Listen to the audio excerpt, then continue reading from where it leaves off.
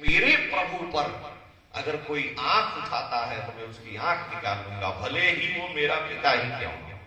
इतनी अनन्यता है। काटिय तासु जीव सुख साई, श्रवण मोदिनत चलिए पर, ये अनन्य प्रपन्नता है। इसलिए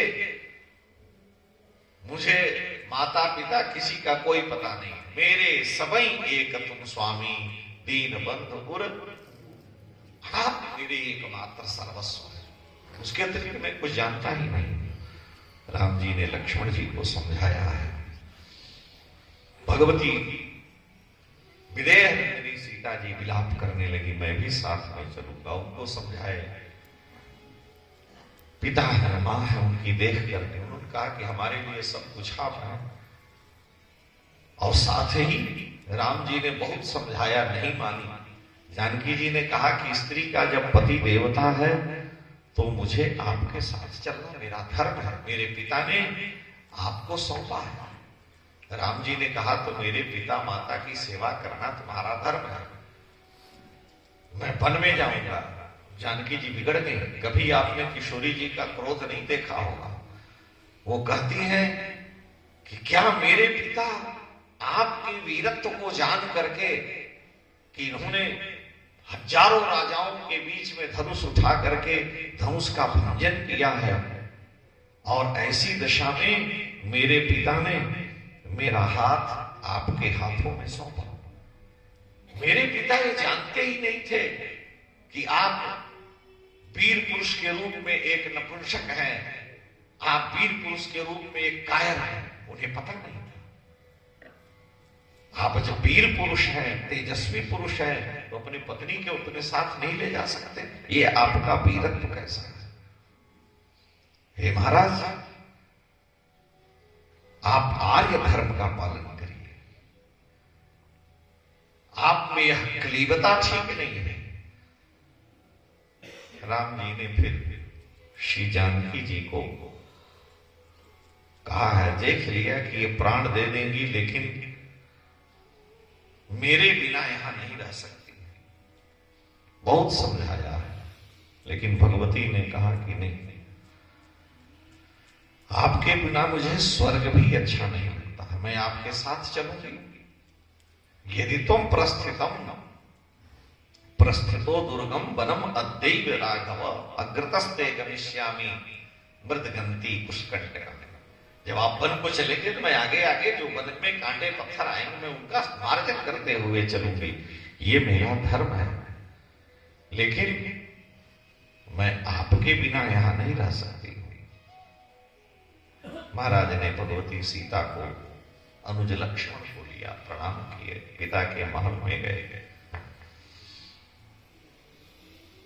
महाराज दशरथ पिता को प्रणाम करके और उनसे वन की यात्रा के लिए आज्ञा ले रहे हैं, लेकिन महाराज की वाणी नहीं निकल रही। बड़ा करुण दृश्य है। उस समय सुमंत जी, गुरुदेव वशिष्ठ, सारी अयोध्या की प्रजा, सभी लोग कैकेयी को समझाने का प्रयास करते हैं, लेकिन कैकेयी के पत्थर पर कोई प्रभाव नहीं पड़ता। कैकेयी ने कहा कि जब तक तुम वन को नहीं जाओगे तब तक पिता स्वस्थ नहीं होंगे। वलकल ला करके दिया श्री राम जी ने। वो वलकल वस्त्र, मुनि वस्त्र धारण किए, लक्ष्मण जी ने धारण किया और अपने महल का जो कुछ भी उनका धन था सब ब्राह्मणों में वितरित कर दिया। देवी सीता ने भी वितरित कर दिया था। श्री जनक नंदिनी भगवती को जब कैकेयी ने वलकल दिया तो गुरुदेव वशिष्ठ बिगड़ गए। कहे, पापिनी कैकेयी, तुझे इस सौभाग्यवती सीता को वलकल वस्त्र देने का अधिकार नहीं है। इसने अपार रत्न दहेज अपने पिता के घर से लाए हैं, और स्त्री के साथ पति है तो आभूषण अलंकार उसका पति के लिए होता है। इसलिए किसी भी दशा में देवी सीता अनलंकृत होकर के वन को नहीं जाएंगे। ये सारे अलंकारों से अलंकृत होकर के इनके साथ वो सारे दिव्य आभूषण रहेंगे जो इनको जब भी आवश्यकता होगी वो लेकर जाए। क्योंकि भगवती सीता बलकर लेकर के झरझर नेत्र से अश्रु उनके गिरने लगा कि कभी यह वस्त्र हमने धारण नहीं किया है, इन्हें पहना कैसे जाता है। वशिष्ठ जी ने कैकेयी को बहुत कटु शब्द कहे। अंत में भगवती सीता सारे आभूषणों से अलंकृत होकर वहां से जाने को उद्यत है। पिता के चरणों में प्रणाम किया। सुमंत जी को महाराज ने कहा कि आप इनको रथ पर बैठा करके ले जाएं, कुछ दिन में लेकर के वापस आ जाना, अगर नहीं आए तो मैं जीवित नहीं रहूंगा। सारी अयोध्या की प्रजा ने निर्णय कर लिया है और सभी तहाई अवध जहाँ राम निवास हो। वशिष्ठ जी ने कहा, कैकेयी को समझाया कि देवी जहां राम है वास्तव में वही अयोध्या है। न तद भविता राष्ट्रम यत् रामो न उत्पत्ति। वह राष्ट्र राष्ट्र नहीं है जहां राम जी नहीं है। और तद वनम भविता राष्ट्रम यत्र रामो निवत्स्यति। वह वन ही राष्ट्र हो जाएगा, देश हो जाएगा जहां श्री राम निवास करेंगे। लेकिन न वह राष्ट्र राष्ट्र नहीं रहेगा जहां श्री राम राजा नहीं। इसीलिए हमारे यहां लोगों ने कल्पना की श्री राम राज्य की, क्योंकि श्री राम ही राष्ट्र के नायक हैं। श्री राम का आदर्श ही एक सुसमृद्ध राष्ट्र को तैयार कर सकता है, उनका चरित्र, उनका आदर्श। इसलिए श्री वशिष्ठ जी कह रहे हैं कि न तद भविता राष्ट्रम, वो राष्ट्र राष्ट्र रह नहीं जाता, वहां विनाश हो जाता है, अनेक प्रकार के उपद्रव होते हैं। जहां श्री राम निवास करेंगे वह वन भी राष्ट्र हो जाएगा। साधु महात्मा जंगलों में चले जाते हैं, वहीं पर मंगल हो जाता है, क्योंकि भगवान उनके हृदय में विद्यमान है। ठाकुर का महद अनुग्रह है। सारी अयोध्या बहुत से ऋषि सब समझाए, कोई प्रभाव नहीं पड़ा। कैकेयी के ऊपर श्री राम रथ पर सवार होकर के सुमंत के नेतृत्व में अयोध्या को अनाथ छोड़ करके जा रहे हैं। भूदेवी को प्रणाम किया, खनित्र है, और धनुष बाण लेकर के भगवती सीता के साथ पहुंचे। महाराज दशरथ मूर्छित है कैकेयी के महल में पड़े हुए। जब राम जी निकल गए तो कैकेयी का परित्याग करके देवी कौशल्या के महल में आ गए। माता कौशल्या ने जो करुण क्रंदन किया है बड़ा विलक्षण है। वो कहती है, महाराज आपने दासियों की तरह से भी मुझे कभी स्नेह नहीं दिया, और आज आपने मुझे सब ओर से मार डाला। मेरे पुत्र को वन दे दिया, जिसको मैं देख करके जीवन धारण करती। मेरी पुत्र वधु वन को चली गई। आपके द्वारा कभी मुझे सम्मान नहीं मिला, मैं कैसे जीवन धारण करूं। जब व्यक्ति को वेदना अधिक होती है, हृदय में ज्यादा शोक होता है, तो कुछ वाणी से ऐसे भी शब्द निकल जाते हैं जो अकथनीय होते हैं, जिनको नहीं कहा जाना चाहिए। बाद में दशरथ जी कौशल्या से क्षमा याचना करते हैं। माता कौशल्या चरण पकड़ ली, आप ही क्या करें। अगर पति स्त्री के पैरों का स्पर्श करेगा तो स्त्री नरकगामिनी होगी, क्योंकि वह उसका देवता है। हमारा धर्म देवता का चरण स्पर्श करें, देवता ही हमारा पैर पकड़े, ये बड़ा भारी दोष है। हम लोगों के यहां साधुशाही में बहुत इन नियमों का पालन होता है। बाबा लोग स्तुति करते हैं, हमें देखे कि गुरु मूर्ख में चंद्रमा सेवक नैन चकोर है। गुरु मूर्ति मुख चंद्रमा सेवक नैन चकोर, अष्टपहर निरखत रहे गुरु चरणन की ओर। लेकिन अब नहीं पढ़े लिखे आए बासाएं बक रहे हैं। गुरु मूर्ख में चंद्रमा सेवक नैन चकोर, अष्टपहर निरखत रहे गुरु चरण की ओर। तो कहने का तात्पर्य यह है कि कम से कम सुन करके उसका पालन। तो कलिकाल का धर्म बात अलग है, लेकिन स्त्री के लिए पति देवता है, इसलिए पति वंद्य है। भगवती कौशल्या क्षमा याचना करने लगे और कहा कि शोक के कारण मेरे वाणी से यह शब्द निकला है। उधर तमसा के तट पर रात्रि निवास हुआ। महाराज ने कैकेयी का त्याग कर दिया और कहा, जिस अग्नि को साक्षी दे करके पापिनी कैकेयी मेरे तेरा हाथ स्वीकार किया था, मैं तेरा परित्याग करता हूं। और अगर मेरे लाल जी के बन जाने में तेरे पुत्र भरत का किंचित मंतव्य भी रहा हो तो मैं मेरे शरीर का भरत और तुम स्पर्श नहीं करोगे, न मेरे दाह क्रिया में भरत का स्पर्श होना चाहिए, नहीं तो मेरी गति नहीं होगी। अगर किंचित भी मंतव्य है, क्योंकि तुमने मेरे राम जी को मुझसे अलग किया है, शरीर से प्राण को ही अलग कर दिया। और अगर तुम्हारा पुत्र इसमें विचार रखता है तो मैं तुम्हारा और तुम्हारे पुत्र दोनों का त्याग करता हूं। नहीं त्वाम द्रष्टुमिच्छामि न भार्या न च बांधवा यन्मे च दद्यात् पितृर्थम मामां तद्दत्तमागतम्। जो कुछ मुझे मिला था मैं सब तेरा त्याग करता हूं। उधर श्री राम प्रभु रात्रि में भगवती तमसा के तट पर निवास किए, सारे कुलवासी घेर करके, क्योंकि श्री राम का स्वभाव, श्री राम की प्रकृति, उनके गुण ऐसे हैं कि प्रजा को लगता है कि ये हमारे अपने हैं, इनके बिना हम जीवन धारण नहीं कर सकते। ये व्यवहार में होता है। कहीं कहीं कोई आपका ऐसा व्यक्ति हो जाता है जो आपके पिता, पुत्र, पत्नी, संबंधियों से भी अधिक स्नेह देता है, तो लगता है कि हम इसके बिना कैसे जीवन धारण करें। सारी प्रजा वहां है। राम जी ने सुमंत जी से कहा कि अयोध्यावासी यहां आए हैं, थके हैं, अतः ऐसी दशा में हमें यहां से कुशलता पूर्वक आप रथ निकालिए, इन लोगों को पीड़ा न हो।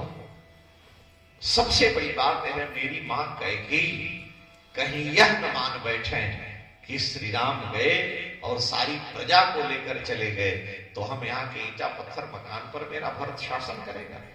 मनुष्य नहीं है तो व्यवस्था क्या बनाएगी। इसलिए कितनी सूक्ष्म दृष्टि है राघव की कि मेरी मां कैकेयी मेरे प्रति यह संशय न करें कि अपने व्यवहार, अपने प्रेम, अपने माधुर्य, सद्गुणों से श्री राम सारी प्रजा को लेकर चलेंगे। इसलिए आप सभी लोगों को अयोध्या लौट जाना चाहिए। लेकिन कोई नहीं माना तो रात्रि में सबको छोड़ करके और भगवान सुबंत जी के साथ सिंहवेरपुर पहुंचे हैं। निषाद राज गुह ने स्वागत किया और चरणों में वंदन किया। वो जान रहे हैं कि मेरे बाल सखा हैं। महाराज चक्रवर्ती दशरथ जी ने ही अयोध्या की सीमा का जो वन प्रांत है, सिंहवेरपुर का राज्य श्री गुहदेव महाराज को दिया है। जो राम जी के अनन्य प्रपन्न सखा हैं, तो श्री गुहदेव जी राम जी के बाल सखा हैं और उनको सिंहवेरपुर का राज्य मिला। गुहदेव जी ने जब ये सुना कि पिता की आज्ञा से राघव श्री राम आए हैं, तो वह उनका हर प्रकार से स्वागत करते हैं, उनका दिव्य पूजन करते हैं। भगवती श्री जनक नंदिनी ने गंगा जी का पूजन किया, उनसे कामना की। वहां पर इंगुली के वृक्ष के नीचे श्री राघव श्री राम के लिए सिंसपा वृक्ष के नीचे उन्होंने पत्तों की शैया का निर्माण किया और वहीं पर रात्रि में भूमि पर पत्तों की शैया पर राघव श्री राम भगवती विदेह नंदिनी के साथ विश्राम किए। बड़ी वेदना है गुहदेव के हृदय में कि आज अनंत भूमंडल का जो स्वामी है, पिता की आज्ञा का पालन करता हुआ भूमि पर शयन कर रहे हैं। तस्य भूमौ शयानस्य पादौ प्रक्षालनम्। लक्ष्मण जी सेवा करके चले गए, दूर खड़े हैं, तरह तरह से चर्चा होती है। लक्ष्मण जी अपना करुण क्रंदन करते हैं, लेकिन जब निषाद राज कुछ कहते हैं तो लक्ष्मण जी अनुशासन करते हैं। कि नहीं, मेरी माता कैकेयी ने जो कुछ भी किया लेकिन उसमें दूसरे को बोलने का, हस्तक्षेप करने का अधिकार नहीं। सारी अयोध्या की प्रजा नाना प्रकार के व्रत संकल्प लेकर के अयोध्या को लौट आई है। गोदेव की सहायता से भगवान श्री राम भगवती गंगा को पार करके और वहां से श्री भरद्वाज ऋषि के आश्रम में गए। भरद्वाज जी ने उनका स्वागत सत्कार किया। सुमंत जी को राम जी ने विदा किया। लक्ष्मण जी ने कुछ कटु शब्द कहे तो राम जी ने सुमंत जी से कहा कि यह शब्द पिताजी को आप मत बतलाना, उनको पीड़ा होगी। सुमंत जी अत्यंत व्यथित हैं, मैं कितना बड़ा भागा हूं कि खाली रथ लेकर के जाऊंगा, लेकिन आज्ञा है महाराज की कि आपको लौट करके आना, इनको छोड़ करके 2-4 दिन में लौट आना। यहां महाराज दशरथ देवी कौशल्या के महल में विद्यमान है। सुमंत जी महाराज वापस लौट रहे। राम जी भरद्वाज जी से मिल करके भगवती गंगा यमुना के संगम में स्नान करके और वहां से चित्रकूट को प्रस्थान करते हैं। यमुना जी को पार करके चित्रकूट में जा करके और सुंदर कामदगिरि पर्वत पर अपना आवास भगवान ने पर्ण की पत्तों की कुटिया में निवास किया। वहीं पर सुखपूर्वक रह रहे हैं। चित्रकूट बड़ा दिव्य प्रांत है और यहाँ तपस्वियों का समूह है। हर प्रकार के उनके लिए अनुकूल वातावरण है। भगवती जनकनंदिनी सीता ने यमुना जी, गंगा जी सबसे प्रार्थना की है सकुशल आने की। आएंगे तो आपको हम नाना प्रकार के पकवान फल प्रदान करेंगे आदि। सुमंत जी सायंकाल लौट करके आए। महाराज दशरथ बड़ी चिंता में हैं, लेकिन एक आशा की किरण थी कि अगर कहीं लौट के आ गए मेरे राघव, परंतु जब नहीं आए महाराज अत्यंत खिन्न हो उठे। उन्होंने अपनी वह आत्मकथा भगवती कौशल्या को सुनाया। हे देवी, हे कौशल्य, मुझे अपने युवावस्था का स्मरण हो रहा है कि जब मैं राजकुमार था मैंने शब्द वेदी बाण मार करके श्रवण कुमार को प्राण शून्य कर दिया था। उनके माता पिता ने मुझे शाप दिया था, वृद्ध तपस्वी ने, कि जैसे आज हम पुत्र के वियोग में शरीर का त्याग कर रहे हैं, आप भी अपने पुत्र के ही वियोग में शरीर का त्याग करो। तो मैंने किसी के पुत्र को छीना था, आज वह दशा है। वही दशा मेरी कि मेरे 4 पुत्र हैं और हे भगवती यहां मेरे पास कोई नहीं है। नैमाम यत्र का कुस्थः सीता यत्र च लक्ष्मण, मुझे मेरे राघव मेरे श्री राम के पास पहुंचाओ। माता कौशल्या उन्हें धैर्य धारण कराती। धीरे धीरे रात्रि बढ़ने लगी। चक्रवर्ती दशरथ जी कह रहे, हे देवी कौशल्य, मैं तुम्हें देख नहीं पा रहा हूं, तुम कहां हो, मुझे तुम्हारे स्पर्श का बोध नहीं हो रहा है। चक्षुर्भ्याम त्वाम न पश्यामि कौशल्ये त्वम हि मां स्पृश। हे देवी तुम मां स्पृश, तुम मेरा स्पर्श करो। मुझे नहीं दिख रहा है मेरी कौशल्या कहां है। यमक्षय अनुप्राप्ता द्रक्षन्ति नहीं मानवा, क्योंकि शास्त्र कह रहा है जब मनुष्य यमराज के यहां जाने को होता है तो नहीं द्रक्षन्ति मानवा, उसको कुछ दिखाई नहीं देता है। हमने चर्चा की थी कि प्राण निकट आने पर, मृत्यु निकट आने पर मन सारी इंद्रियों की शक्ति का हरण कर लेता है। आंख में देखने की शक्ति, कान में सुनने की शक्ति, वाणी के बोलने की शक्ति और त्वक में स्पर्श की शक्ति, सारी इंद्रियों की शक्ति का मन हरण करके बुद्धि की ओर ले जाता। अब साधक की जो दशा हो, जैसा हो साधक वैसा हो, लेकिन ये होता है। अब चक्रवर्ती सम्राट महाराज दशरथ कह रहे हैं कि देवी कौशल्य चक्षुर्व्याम त्वाम न पश्यामि, मैं अपनी चक्षुओं से तुम्हें देख नहीं पा रहा हूं। यानी मन ने मेरे देखने की शक्ति का हरण कर लिया है। मैं तुम्हारा स्पर्श नहीं कर पा रहा हूं, यानी हाथ तो पकड़े हैं, अपनी भुजाओं में ली हैं, लेकिन स्पर्श का बोध नहीं हो रहा। यमक्षयम अनुप्राप्ता द्रक्षण की नहीं माना। मनुष्य जब यमराज के यहां जाने लगता है, यानी मृत्यु निकट आती है, तो द्रक्षण उसका देखने आदि का सारा ज्ञान ही उसका लुप्त हो जाता है। यदि माम संस्पृशेत राम सकृत अन्वार भेद,